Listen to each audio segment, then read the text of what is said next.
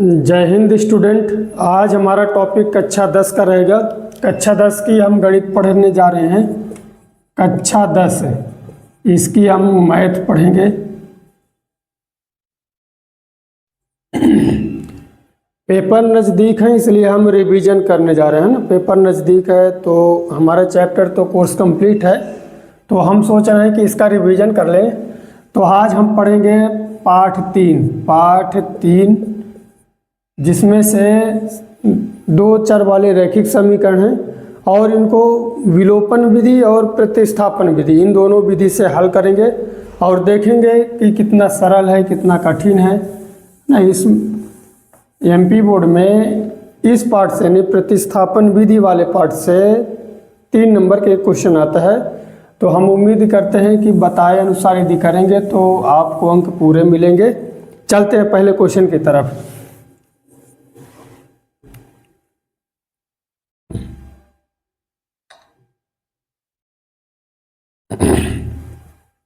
हमारा पहला क्वेश्चन है x प्लस वाई बराबर 14 है। x प्लस वाई बराबर 14 है और दूसरा है, इसको हम समीकरण 1 ले लेंगे। हमारे पास दूसरा समीकरण है x माइनस वाई बराबर 4 है। ये हमारा समीकरण 2 हो गया। ये हमारा समीकरण क्या हो गया? 2 हो गया। हमको जो समीकरण दिए रहेंगे, दो चर वाले जो रैखिक समीकरण होंगे, जो भी दिए होंगे उनमें से एक को हम समीकरण 1 ले लेंगे, एक को समीकरण 2 ले लेंगे। हम ऊपर लिख देंगे प्रतिस्थापन विधि से। कौन सी विधि हम कर रहे हैं? तो प्रतिस्थापन विधि। प्रतिस्थापन विधि याद रखना, प्रतिस्थापन विधि से हम हल कर रहे हैं अभी। ठीक, इस विधि में आपको जो सरल लगे, हमको तो समीकरण 2 ज़्यादा सरल दिख रहा है। जो समीकरण आपको सरल लगेगा उसी विधि को हम आगे बढ़ा देंगे। देखते हैं कैसे। जैसे हमको समीकरण 2 है, हमारा जो समीकरण 2 है x माइनस वाई बराबर 4। क्यों सरल बोल रहे हैं? क्योंकि इधर को हम प्रतिस्थापन का मतलब होता क्या? पक्षांतर करना। क्या होता है? पक्षांतर करना। तो हम इस y को उधर साइड ले जाएंगे, यानी इधर माइनस में है तो उधर साइड कहाँ चला जाएगा? धन में चला जाएगा, यानी प्लस में चला जाएगा। तो हम लिखेंगे समीकरण 2 से, समीकरण 2 से तो x अपनी जगह रहेगा, x अपनी जगह है। y को हम उधर ले जाएंगे तो बराबर हो जाएगा 4, पहले लिख लेंगे, फिर प्लस का y हो जाएगा। बहुत सरल है। प्रतिस्थापन का मतलब होता है प्रतिस्थापन का मतलब होता है विस्थापन या पक्षांतर। ठीक, बहुत सरल शब्दों में हम बोल सकते हैं कि जो प्रतिस्थापन विधि है इसका मतलब ये तो विस्थापन बोल दें या हम बोल दें कि पक्षांतर, हम पक्षांतर कर रहे हैं। तो जो हमारा नया समीकरण मिल के आया है, ये हमारा बन गया समीकरण 3 बन गया। ठीक, समीकरण क्या बन गया है? 3 बन गया। याद रखना कि यदि मान लीजिए यहाँ पास 2 होता, 2x होता, 3x होता, जो भी होता, तो इसको फिर एक बार और पक्षांतर करते हैं। अभी हमारे पास x बराबर 4 प्लस वाई आ गया। हम जो समीकरण का मान आया है, x का मान है, इसको हम समीकरण 1 में रखेंगे। यानी हम कहने का मतलब यदि 2 से हल करेंगे यहाँ पास तो हम समीकरण 1 में रखेंगे। यदि 1 से हल करेंगे तो समीकरण 2 में रखना है। बहुत आसान है।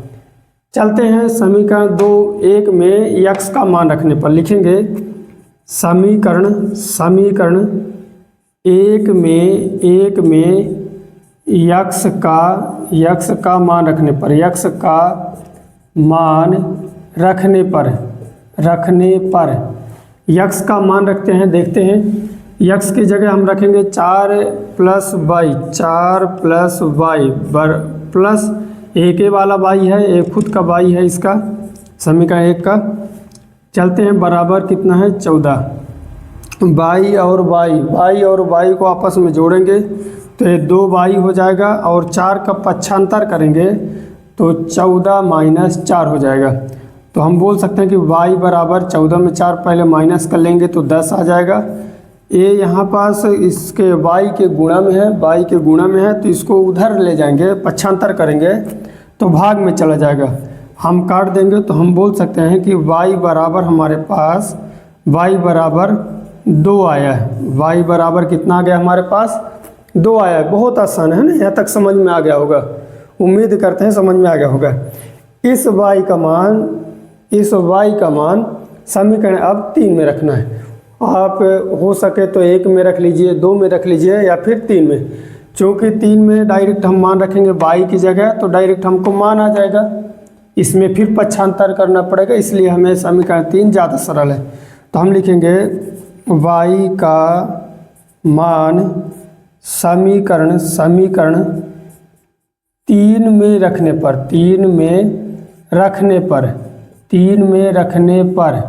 समीकरण 3 क्या है हमारे पास, समीकरण 3 है x बराबर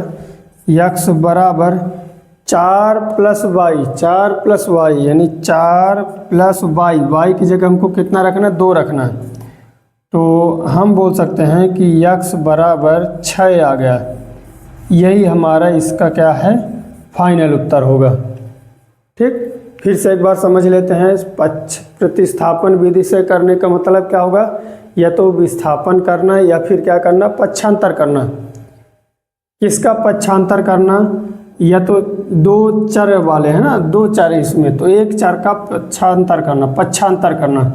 हम समीकरण जो हमको 2 दिए गए हैं इनमें से जो सरल हो, समीकरण 2 में से जो सरल है, हमें समीकरण 2 सरल दिख रहा है तो हम y को डायरेक्ट क्या किए पक्षांतर कर दिए हैं। हम लिखे हैं समीकरण 2 से y को पक्षांतर कर दिए तो x बराबर हो गया 4 प्लस वाई। क्या बन गया 4 प्लस वाई। अब x का मान समीकरण 1 में रखेंगे, तो x की जगह 4 प्लस वाई रख दिए, प्लस में ये y खुद का है और ये 14 है ना, इन y को जोड़ोगे 2y हो जाएगा। 4 को पक्षांतर करेंगे, 14 में 4 घटा देंगे तो कितना हो जाएगा 10 बचेगा।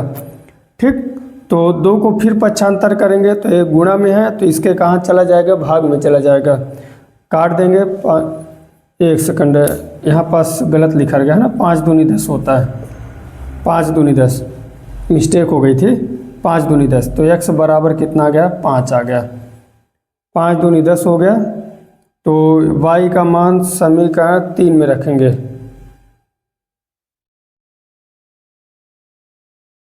एक सेकंड, यहाँ पास से गलत हो गया है। हाँ, y का मान अब समीकरण 3 में रखेंगे तो यहाँ पास 5 रखेंगे तो ये 9 आ जाएगा, है ना, मिस्टेक हो जाता है। चलिए आप लोग इसका स्क्रीनशॉट ले लीजिए, हम अगला क्वेश्चन करते हैं। चलते हैं क्वेश्चन नंबर दूसरे की तरफ। क्वेश्चन नंबर दूसरा हमारे पास है यस माइनस टी बराबर 3 है, यस माइनस टी बराबर क्या है 3 है, और दूसरा समीकरण है यस बटे 3 प्लस टी बटे 2 बराबर 6 है। हम एक को समीकरण 1 ले लेते हैं, लेकिन हम इसको अभी आगे सॉल्व करेंगे, है ना, इसको आगे सरल कर लेते हैं। इस रूप में लिखना है, इस रूप में रैखिक समीकरण के रूप में। अब ये बटे में है तो इसको बटे से हमें हटाना पड़ेगा। तो हम क्या करेंगे 3 और 2 का एलसीएम करेंगे, यानी हम बोल सकते हैं कि हर का एलसीएम करने पर, है ना, हम 3 और 2 का एलसीएम करेंगे। 3 और 2 का एलसीएम कितना आ जाएगा 6 आ जाएगा, कॉमन है इतने तो बनता होगा ना। 3 और 2 का एलसीएम कितना आ जाएगा 6 आ जाएगा। 3 से 6 में 3 को भाग देना है, 3 को 6 में भाग देना है, यानी हम बोल सकते हैं कि इसको ले जाके इसमें क्या करना है भाग देना, डिवाइड कर देना है। भाग देंगे तो भाग देने में कितना आ जाएगा हमारे पास 3 दूनी 6, 2 आ रहा है। 2 का ऊपर गुणा करेंगे तो हो जाएगा 2s प्लस की जगह प्लस, और 2 का इसमें भाग देंगे तो 3 आएगा। 3 के ऊपर गुणा करेंगे 3t हो जाएगा बराबर 6 हो जाएगा। 6 को इधर ले जाएंगे पक्षांतर कर देंगे तो 2s प्लस 3t बराबर 6 छंगे 36। ये हमारा हो गया समीकरण 2, है ना। ये हमारा भिन्न के रूप में था तो भिन्न के रूप में हटाना है और हमें रैखिक समीकरण, सिंपल जो समीकरण बने हैं उस रूप में लिखना पड़ेगा। तो हमारा बन चुका है। हम क्या किए 3 और 2 का एलसीएम कर लिए, 3 और 2 का एलसीएम किए 6 आ गया, और 3 का इसमें भाग दिए 2 आया, 2 का ऊपर गुणा कर दिए, 2 का 6 में भाग दिए 3 आया, 3 का ऊपर क्या किए गुणा कर दिए। बहुत सरल है। अब 6 को फिर पक्षांतर कर दिए, 6 छंगे क्या हो गया 36 हो गया। अब देखेंगे कौन सा वाला यानी समीकरण 1 और 2 कौन सा सरल आपको दिख रहा है। तो हमको तो समीकरण 1 ज़्यादा सरल दिख रहा है, समीकरण 1 क्या है ज़्यादा सरल है। तो हम बोलेंगे समीकरण 1 से क्या लिखेंगे, समीकरण 1 से, समीकरण 1 से यस में टी को उधर ले जाते हैं, टी को उधर ले जाएंगे तो क्या हो जाएगा यस माइनस टी बराबर 3, सॉरी टी को उधर ले जाते हैं तो लिखते हैं यस बराबर 3 प्लस टी। क्लियर है क्या, यस अपनी जगह है और टी को उधर ले जा रहे हैं, इधर माइनस में है, उधर जाके कहाँ जाएगा प्लस में हो जाएगा। ये हमारा अगला समीकरण आ गया 3 आ गया, समीकरण 3 आ गया। अब इस यस का मान समीकरण 2 में रखेंगे, यहाँ पास समीकरण 2 में रखेंगे, यस का मान समीकरण 2 में रखते हैं, चलते हैं देखते हैं। तो 2 यस की जगह हमको रखना 3 plus T, 3 plus T plus 3t बराबर 36, 2 का गुणा कर देंगे पूरे समीकरण में यानी इस ब्रैकेट के अंदर केवल है ना, 2 3 6 हो जाएगा प्लस 2t प्लस 3t बराबर 36, 2t और 3t आपस में दोनों जुड़ जाएंगे तो बन जाएगा 5t बराबर 6, उधर चला जाएगा, इधर प्लस में है इधर प्लस में है तो उधर चला जाएगा तो हो जाएगा 36 माइनस 6। इसको हम आगे सॉल्व करते हैं यहाँ पास। तो 5t अपनी जगह है, 5t अपनी जगह है और 36 में 6 घटा देंगे तो ये बन जाएगा 30, क्या बन जाएगा 30 बन जाएगा। अब 5 को उधर ले जाएंगे तो t बराबर हमारे पास हो जाएगा, हम डायरेक्ट इसको इधर ले जाते हैं और भाग दे देते हैं ना, भाग में जाएगा डिवाइड में जाएगा, 6 पंचे 30 यानी t बराबर हमारे पास आ गया 6 आ गया। समझ में आ गया। अब आगे चलते हैं, t का मान समीकरण 3, देखिए समीकरण 1 थोड़ा बड़ा है, समीकरण 2 उससे ज़्यादा बड़ा है और समीकरण 3 में यदि t की जगह हम 6 रख देंगे तो 6 और 3 कितना हो जाएगा 9 हो जाएगा, वो हमारा फाइनल आंसर है। तो हम रखेंगे t का मान, लिखेंगे t का मान समीकरण 3 में रखने पर, समीकरण 3 में रखने पर आगे लिखना है, समीकरण 3 में रखने पर। तो रखते हैं, चले देखते हैं, यस बराबर 3 प्लस 6, टी की जगह हमको रख देना है 6, तो यस बराबर हो जाएगा 6 3 9, यही हमारा फाइनल आंसर है। क्लियर है। यस बराबर हमारे पास कितना गया था, यस बराबर 9 आया और टी बराबर हमारे पास 6 आ गया था। आप लोग स्क्रीनशॉट ले सकते हैं। आगे बढ़ते हैं, चलते हैं क्वेश्चन नंबर 4 की तरफ। क्वेश्चन नंबर 4 तीसरा आप लोग सॉल्व कर लीजिएगा, इसी उसी तरह था जैसे दूसरा था और सरल भी है ना। ये थोड़ा हमें डिफ़िकल्ट दिख रहा है क्योंकि इसमें दशमलव में है तो हमको थोड़ा डिफ़िकल्ट दिख रहा है, तो इसी को हम सॉल्व करते हैं। चलते हैं, हम इसको समीकरण 1 बना देते हैं और इसको समीकरण हम 2 बना लेते हैं, बहुत सरल है। अब हम क्या करते हैं, देखिए यहाँ पास 0.2x है, यहाँ पास 0.3 बाई 1.3, 0.4, 0.5, 2.3।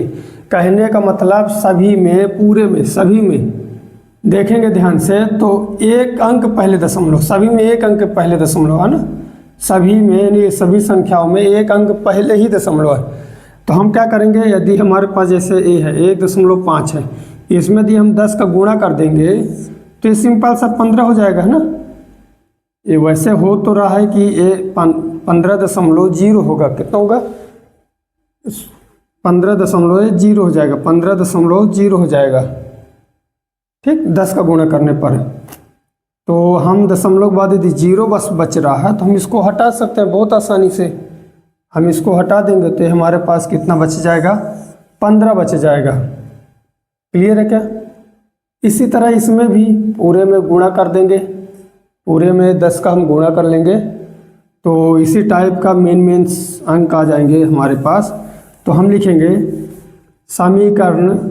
समीकरण एक व दो में 10 का गुणा करने पर ध्यान दिए रहेंगे। समीकरण 1 में और 2 में, पूरे समीकरण में 10 का गुणा करना है। यानी हम बोल सकते हैं कि पूरे में 10 का हमें मल्टीप्लाई कर देना है। तो हम इस पूरे में गुणा करेंगे तो हमारे पास से जो समीकरण बनेगा 2x + 3y बराबर 13 बनेगा।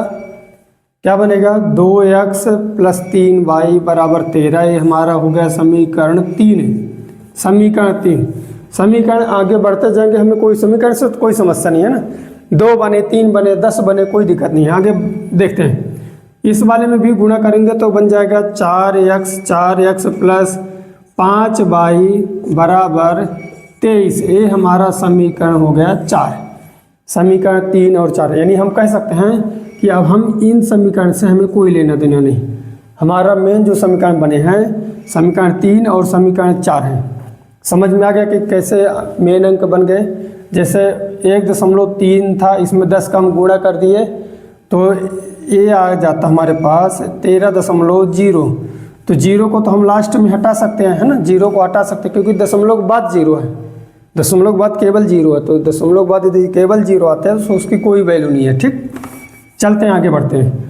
अब इनमें से देखते हैं समीकरण 1 सरल है या 2 सरल है। हालांकि इसमें समीकरण दोनों सही सेम टू सेम है। तो हम बोलेंगे समीकरण 1 से, समीकरण 1 नहीं, कितना है? 3 है। समीकरण 3 से क्या है? 2x, इसको उधर लेके जाएंगे, 3y को उधर ले जाएंगे तो बनेगा 13 - 3y। अब 2 को भी ले जाएंगे तो हमारे पास बनेगा x बराबर 13 - 3y बटे 2। ठीक, ये हमारा अगला समीकरण है। इसको हम बोल सकते हैं समीकरण 5 है। क्या बोलेंगे? समीकरण 5। चलते हैं आगे बढ़ते हैं। x का मान, इस वाले x का मान अब हम समीकरण 4 में रखेंगे। इस वाले x का मान समीकरण 4 में रखेंगे। तो हम देखते हैं, लिखेंगे x का मान, आप लोग लिख लीजिएगा, हमारे पास जगह कम है तो, है ना, हम मान रखते हैं डायरेक्ट। x का मान समीकरण 4 में रखेंगे तो हमारे पास होगा 4x की जगह मान रख देते हैं 13 - 3y बटे 2।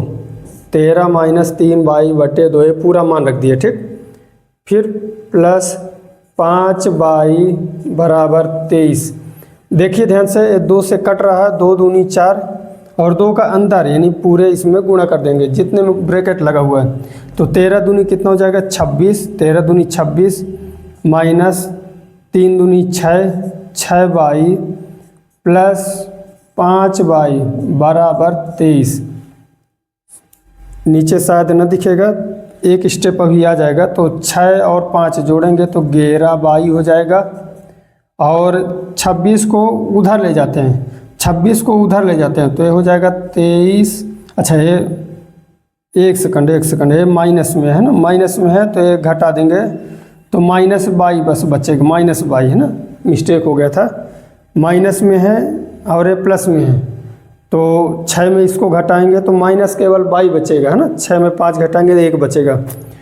इसको उधर ले जाएंगे तो ये प्लस में, इधर साइड प्लस में पॉजिटिव है, उधर साइड ले जाएंगे तो निगेटिव हो जाएगा, यानी 26।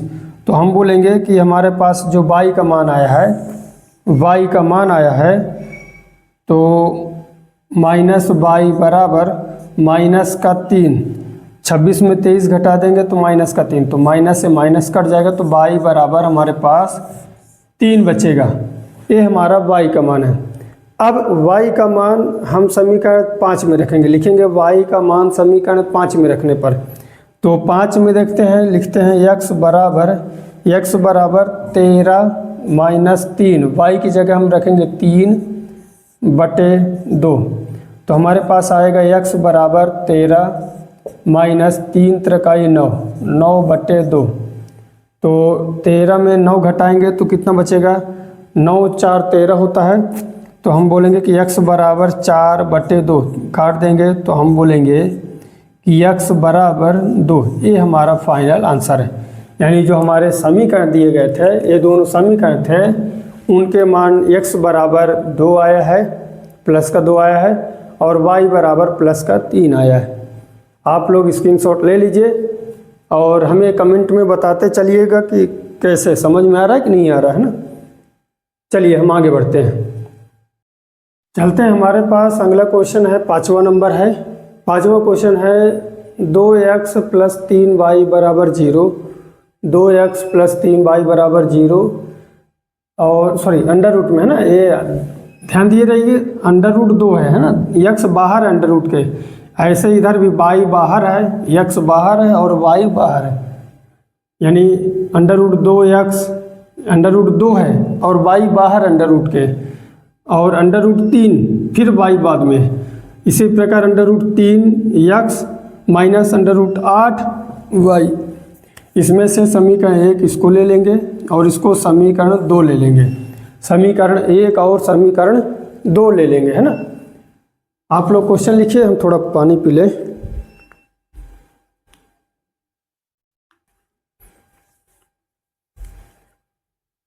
चलते हैं, आगे बढ़ते हैं। क्या है कि हमें बार बार वीडियो देखने पड़ता है कि हमारा जो बोर्ड है उसमें लिखा हुआ बराबर आ रहा है कि नहीं आ रहा है। ऐसा नहीं कि क्वालिटी ख़राब हो जाए, क्योंकि हम ही वीडियो बनाते हैं, हम ही शूट करते हैं और हम ही इसको अपलोड भी करते हैं, और एडिटिंग भी हमें ही करनी पड़ती है ना, हम अकेले ही हैं। तो चलते हैं, देखते हैं। तो इसमें से समीकरण 1 से या समीकरण 2 से जो भी आपको सरल दिखेगा, हम इसको यदि उधर ले जाएंगे तो ये प्लस से माइनस हो जाए, सॉरी माइनस से प्लस हो जाएगा, यानी हमें ये संख्या प्लस में आ जाएगी। तो हम इसको सॉल्व करते हैं, तो हम लिखेंगे समीकरण 2 से, समीकरण 2 से। देखिए समीकरण 2 से कैसे सॉल्व होता है। तो हम लिखेंगे अंडर रूट 3x बराबर, ये इधर कहीं में है माइनस में है, उधर कहाँ चला जाएगा, प्लस में चला जाएगा, तो इधर हो जाएगा अंडर रूट 8y, क्या हो जाएगा अंडर रूट 8y। अब अंडर रूट 3 को उधर लेके जाएंगे, तो हम बोलेंगे x बराबर अंडर रूट 8y बटे 3, अंडर रूट का क्या है 3 है। ये हमारा अगला समीकरण क्या बन गया, 3 बन गया। ये ध्यान दिए रहेगा, ये थोड़ा कठिन टाइप का है, कठिन है ना, इसलिए हम इसको बता रहे हैं। इसके बाद हमारा अगला क्वेश्चन जो होगा वो देखेंगे। चलते हैं, इसको हम x का मान, जो हमारा मान आया x का मान, हम समीकरण किस में रखेंगे, 1 में रख देते हैं। तो हम बोलेंगे कि x का मान समीकरण 1 में रखेंगे, x का मान समीकरण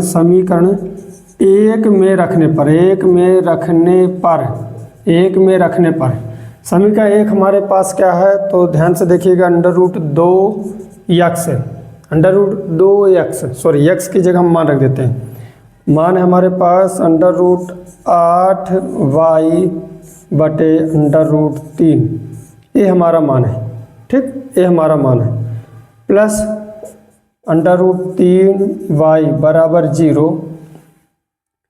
ध्यान दीजिएगा, अंडर रूट 8 में इसको गुणा कर देते हैं, अंदर गुणा करते हैं, तो हमारे पास हो जाएगा, इसको इसमें गुणा करेंगे तो under root 16y plus under root 3y, और इसके बटे में अंडर रूट 3 है, ध्यान से देखिए, और बराबर में क्या है 0 है। अब यहाँ पास देखिए, अंडर रूट 16 को तो हम हटा सकते हैं, इसका अंडर रूट हट जाएगा और क्या बन जाएगा, इधर 4 आ जाएगा, है ना, 4 चौको क्या हो जाता है 16 हो जाता है। तो हम इधर सॉल्व करते हैं, तो हम बोलेंगे अच्छा इसके बटे में कुछ नहीं है, तो हम क्या लेंगे, 1 लेंगे, तो हम लिखेंगे 4y, और पहले एलसीएम ले लेते हैं, अंडर रूट 3 और 1, अंडर रूट 3 और 1 का एलसीएम अंडर रूट 3 ही आएगा। अंडर रूट 3 जैसे हम 2 और 1 का एलसीएम लेते हैं तो 2 आता है, वैसे अंडर रूट 3 और 1 का एलसीएम लेंगे तो अंडर रूट 3 आएगा। अब देखिए यहाँ पास 4 में पहले से लिख दिया, क्योंकि अंडर रूट 3 का अंडर रूट 3 में भाग देंगे तो 1 आएगा, 1 का ऊपर गुणा करेंगे तो उतना का उतना ही रहेगा। और अंडर रूट 16 है, अंडर रूट 16 को अंडर रूट से हटा देंगे, 16 को अंडर रूट से हटाएंगे तो प्लस का 4 आएगा, यानी 4 चौको क्या हो जाता है 16 हो जाता है। और 1 का इसमें भाग देंगे, अंडर रूट 3 में 1 का भाग देंगे तो अंडर रूट 3 आएगा, और उसका ऊपर यानी √3 में गुणा कर देंगे तो √3 से √3 का गुणा करेंगे तो √ हट जाएगा और इधर 3 बचेगा, यानी 3 त्रिकाई 9 हो जाना चाहिए, 9 हो जाएगा। और √9 का मान आता है, सबको मालूम √9 का मान 3 आता है ना, बहुत आसान है, ये बेसिक चीज़ें हैं।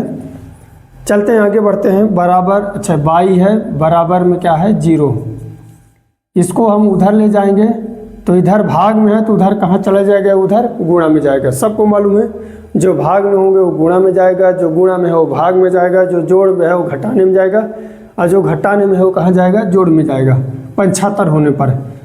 अब आगे बढ़ते हैं। 4 और 3 आपस में जुड़ जाएंगे, 4 3 7, y बराबर 0, √3 का गुणा 0 में कर देंगे तो 0 हो जाएगा।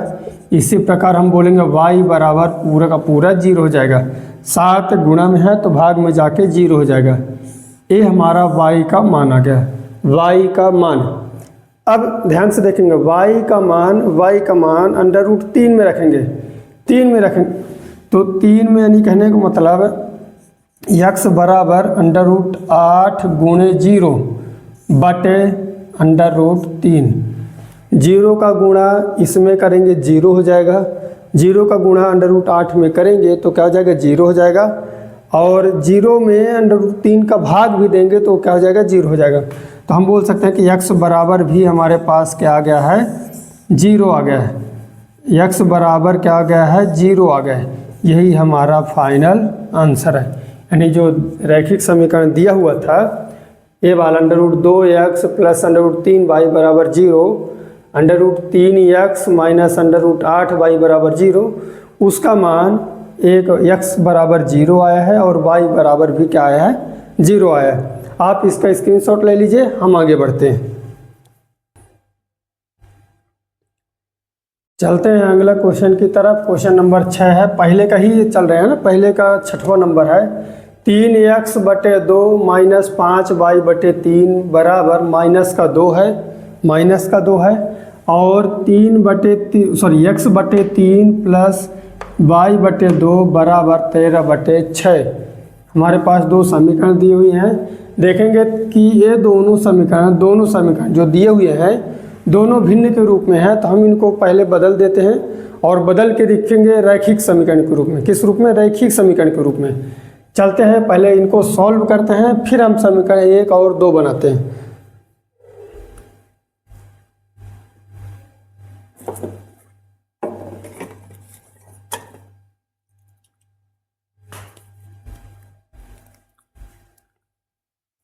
चलिए, जब तक आप लोग सॉल्व करने का प्रयास कीजिए, है ना। 3-4 तो हम बता चुके हैं क्वेश्चन।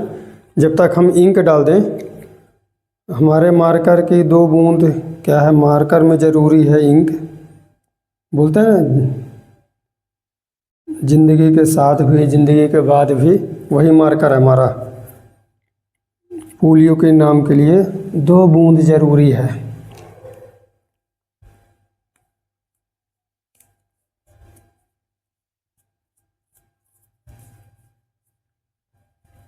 चलते हैं, सॉल्व करते हैं ना। अब इसमें क्या करना है, देखिए 2 और 3 का, यानी इस टाइप में जब भी दिखेंगे समीकरण, जब भी दिखेंगे तो हम इन दोनों में क्या करेंगे, एलसीएम करेंगे। बहुत सिंपल से क्या करेंगे, एलसीएम करेंगे।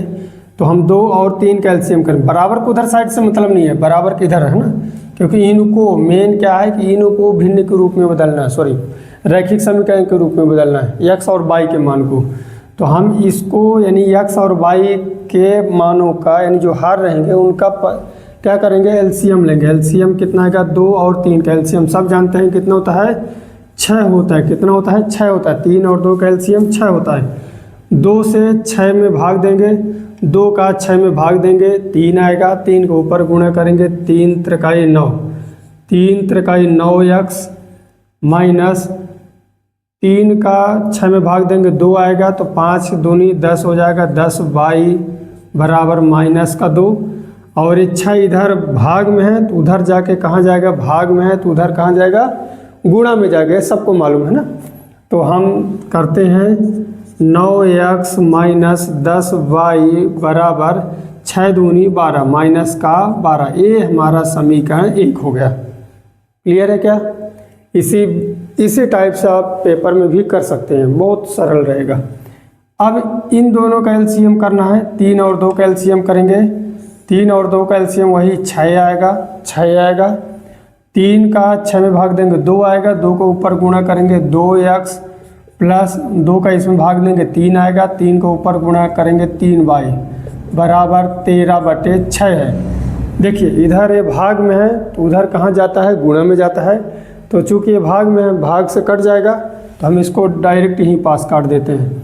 तो हमारे पास जो बनेगा समीकरण 2x प्लस 3y बराबर 13, ये समीकरण हमारा 2 हो गया। समीकरण हमारा 2 हो गया।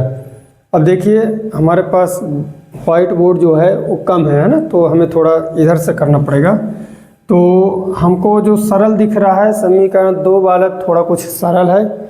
समीकरण 1 तो लंबा चौड़ा है, 9 है इधर और इधर 10 है ना। तो हम क्या करते हैं, हम उधर से चालू करते हैं समीकरण 2 से। तो हम लिखेंगे समीकरण 2 से, देखिए इसमें मान रखते हैं, 2 क्या है, 2x बराबर 3y, 3y को उधर ले जाएंगे तो क्या हो जाएगा 13 माइनस 3y, 13 माइनस 3y।